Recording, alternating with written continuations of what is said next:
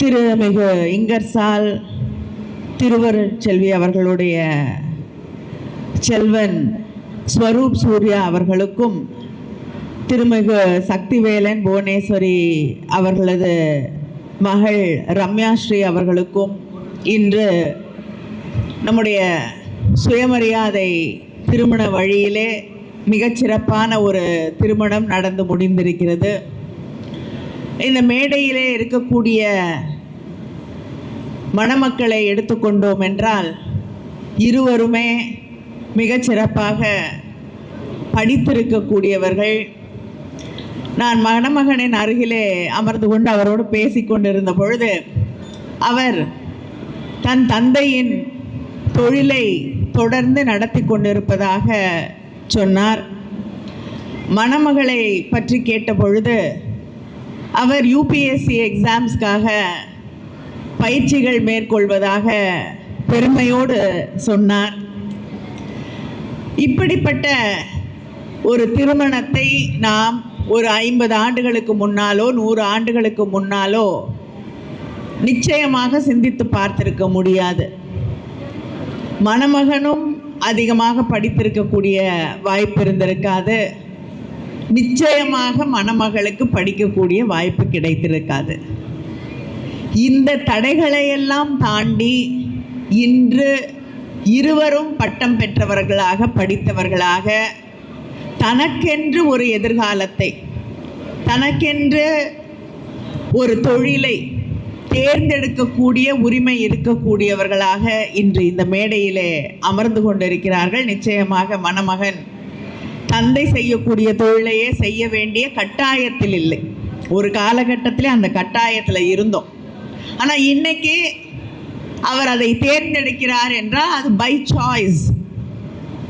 யாரும் கட்டாயப்படுத்தி சமூகம் இதை தான் செய்யணும் அப்படின்னு சொல்லி நிர்பந்தப்படுத்தி செய்யவில்லை. அதே போல் மணமகளை கேட்டால் நான் வீட்டில் இருக்க போகிறேன் அப்படின்னு சொல்லலை. நான் படிச்சுட்டு யூபிஎஸ்சி எக்ஸாம்ஸ் எழுதிட்டு பிறகு இந்த நாட்டின் நிர்வாகத்திலே ஒரு பங்கேற்று கொள்ளக்கூடிய கனவோடு நான் இருக்கிறேன் என்று சொல்லக்கூடிய ஒரு மணமகள். இந்த நிலை வருவதற்கு எத்தனை ஆண்டு காலமாக தந்தை பெரியார் தொடங்கி திராவிட இயக்க தலைவர்கள் எல்லாம் போராடி இருக்கிறார்கள், பாடுபட்டிருக்கிறார்கள் என்று புரிந்து கொண்டக்கூடிய ஒரு வாய்ப்பாக இந்த திருமண மேடை அமைந்திருக்கிறது.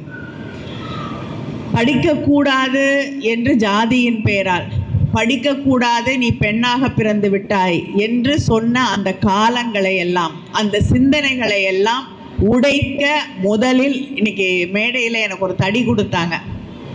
அதை மணமக்களிடமே கொடுத்து விட்டேன். ஏன்னா அடுத்த தலைமுறை அந்த தடியோடு, அந்த சிந்தனைகளோடு அடுத்த தலைமுறை உருவாக வேண்டும். அந்த தடி எப்படிப்பட்ட தடினா, ஒரு காலகட்டத்தில் பெண் படிக்கக்கூடாது, நீ இந்த ஜாதியாக இருந்தால் படிக்கக்கூடாது அப்படின்னு சொன்னவங்களை எதிர்த்து ஓங்கிய தடி அந்த தடி. அதைத்தான் பார்த்து இன்னைக்கும் நிறைய பேர் பயந்துக்கிட்டு இருக்காங்க. அந்த தந்தை பெரியாரின் பேரை சொன்னாலே இன்னைக்கு பல பேருக்கு இத்தனை ஆண்டுகள், தான் மறைந்து இத்தனை ஆண்டுகள் ஆன பின்னாலும் ஒரு மனிதனுடைய பெயரை சொன்னால் அது பல பேருக்கு சிம்ம சொப்பனமாக இருக்கிறது என்றால் அது தந்தை பெரியார் அவர்களுடைய பெயர். அதனால் அடுத்த தலைமுறை மட்டும் இல்லை, இன்று இருக்கக்கூடிய நாமும் தந்தை பெரியார் இந்த மண்ணுக்காக என்ன செய்திருக்கிறார்கள், என்ன மாற்றங்களுக்கெல்லாம் அவர் உந்து சக்தியாக இருந்திருக்கிறார்கள் என்பதை புரிந்து கொள்ள வேண்டும். படிச்சுட்டு தெரிஞ்சுக்கிட்டு அதுக்கப்புறம் பிடிக்கலன்னா விட்டுடலாம். ஆனால் தெரிஞ்சுக்காமையே ஏதேதோ கட்டமைக்கப்படுகிறது. இன்னைக்கு பேசும்பொழுது குறிப்பிட்டு சொன்னார்கள், பெரியார் அவர்கள் அவர் சொன்னார் இவர் சொன்னார் என்பதனால் நீங்கள் நம்பக்கூடாது அப்படின்னு.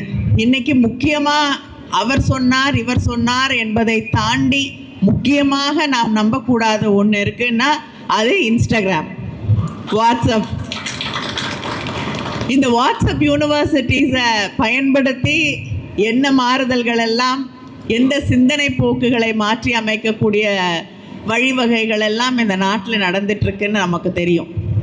அதை தாண்டி இன்றைக்கி அதையே பயன்படுத்தி நல்ல விஷயங்களையும் சொல்லலாம். நம்முடைய சித்தாந்தங்களை, நம்முடைய கருத்துக்களை, நம்முடைய வலிமைகளை மக்களுக்கு எடுத்து சொல்வதிலே அது எந்த இயக்கத்தை சார்ந்தவர்களாக, எந்த கருத்தியல் கொண்டவர்களாக இருந்தாலும் தவறில்லை. ஆனால் அதையெல்லாம் தாண்டி ஒரு சாதாரண உதாரணத்திற்கு சொல்கிறேன் என்றால், நாம் சுதந்திரம் பெறுவதற்கு முன்னாலேயே தமிழ்நாட்டிலே ஒரு பெண் அமைச்சர் இருந்திருக்கிறார் சுகாதாரத்துறையில். அதற்கு பிறகு திராவிட முன்னேற்ற கழகம் ஆட்சி பொறுப்பிற்கு வந்த பிறகு தொடர்ந்து அமைச்சரவையிலே அம்மையார் சத்யவாணி முத்து அவர்கள் தொடர்ந்து எல்லா அமைச்சரவையிலும், எந்த அமைச்சரவையாக இருந்தாலும் எல்லா அமைச்சரவையிலும் பெண்கள் அங்கே பொறுப்பு வகித்திருக்கிறார்கள். ஆனால் இன்னைக்கு மிக பரவலாக சொல்லப்படக்கூடிய செய்தி, முதல் முறையாக தமிழ்நாட்டிலேயே முதல் முறையாக ஒரு பெண் அமைச்சர் இங்கே உருவாகி இருக்கிறார் என்ற ஒரு தவறான செய்தி தொடர்ந்து பரப்பப்படுகிறது. இது அரசியலுக்காக நான் சொல்லக்கூடிய கருத்து இல்லை. இப்படிப்பட்ட செய்திகள், ஏன்னா இது அரசியல் தாண்டி எல்லா விஷயங்களிலும், உங்களோட ஹெல்த்தை எடுத்துக்கிட்டிங்கன்னா உங்களுக்கு நிறைய பேர் இன்றைக்கி இன்ஸ்டாகிராமில் அட்வைஸ் பண்ணுவாங்க, ஒரு குடும்பத்தை எப்படி நடத்துறது அப்படின்னு நிறைய செய்திகள் உங்களுக்கு, நிறைய பரப்புரைகள் உங்களுக்கு சொல்லப்படும். குழந்தையை எப்படி வளர்க்குறது அப்படின்னு பல செய்திகள் ஒவ்வொரு நாளும் வரும். எதை சாப்பிடலாம், எதை சாப்பிடக்கூடாது, எது உடம்புக்கு நல்லது, அப்படிப்பட்ட செய்திகள் வரும் பொழுது, ஏன்னா திஸ் இஸ் பிகம் ஆக்சுவலாக இன்ஃபர்மேஷன் ஏஜ் அப்படிங்கிறத தாண்டி இன்றைக்கி நாம் நின்று கொண்டு இருக்கிறது மிஸ்இன்ஃபர்மேஷன் ஏஜில் நம்ம நின்றுட்டுருக்கோம். அதனால் யார் அந்த கருத்துக்களை நமக்கு சொல்கிறார்கள், அவங்களோட குவாலிஃபிகேஷன்ஸ் என்ன அப்படின்னு நம்ம கொஞ்சம் சிந்திக்க வேண்டிய ஒரு சூழலிலே நின்று கொண்டிருக்கிறோம்.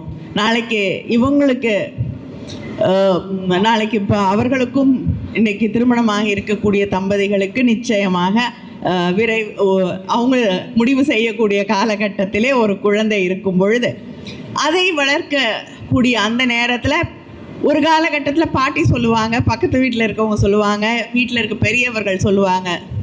அது நமக்கு எது வேணும்னு நம்ம ஏற்றுக்கலாம், வேணாததை விட்டுடலாம். ஆனால் இன்றைக்கி திரும்ப திரும்ப திரும்ப இந்த இன்ஸ்டாகிராம் வழியாக நமக்கு சொல்லக்கூடிய செய்திகள் அது சரியா தவறா அப்படிங்கிற புரிந்து கொள்ளாமல் நாம் அதை கண்மூடித்தனமாக செய்யும் பொழுது அது எப்படிப்பட்ட பாதிப்புகளை நமக்கு உருவாக்கும் என்பதை நாம் புரிந்து கொள்ள வேண்டும்.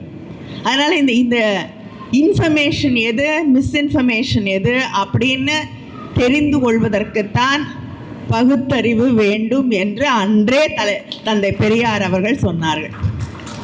அந்த பகுத்தறிவை வளர்த்துக்கிட்டே வந்தோன்னா அந்த பகுத்தறிவு அது நம்ம சுற்றி இருக்கக்கூடிய சமூகம் சொல்லக்கூடிய செய்திகளாக இருக்கட்டும், டெக்னாலஜி வளர்ந்த பிறகு நமக்கு இன்ஸ்டாகிராம், சோஷியல் மீடியா சொல்லக்கூடிய செய்திகளாக இருக்கட்டும். இன்றைக்கி சாட் ஜிபிடிலையும் நீங்கள் ஒரு கேள்வி கேட்டிங்கன்னா எல்லா நேரத்துலையும் கரெக்டான பதில் வராது, அங்கேயும் தவறான பதில்கள் வருகிறது. அங்கே திருப்பி கேள்வி கேட்டிங்கன்னா சாரி எனக்கு தெரியாதுங்குது.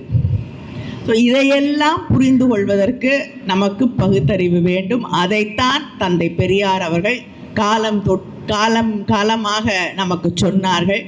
நீங்கள் நினைக்கலாம், இன்றைக்கி இவ்வளவு பெரிய தோல்விக்கு பிறகு திருமணத்தை நடத்திவிட்டு சோஷியல் மீடியாவை பற்றி பேசிகிட்டு இருக்காங்கன்னு. நாங்கள் வந்த வழி அப்படி. பேரறிஞர் அண்ணா அவர்கள் அவருடைய